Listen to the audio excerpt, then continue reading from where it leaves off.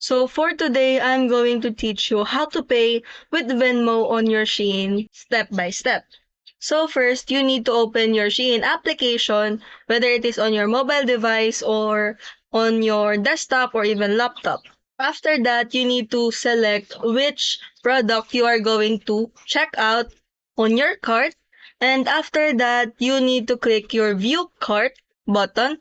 And now you need to proceed on checkout and scroll down under the payment method and just simply click the options for US citizen, which is the Venmo.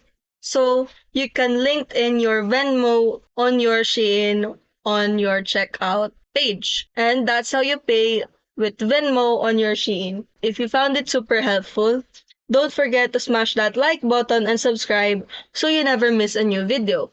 If you have any questions or suggestions, just drop them in the comments below.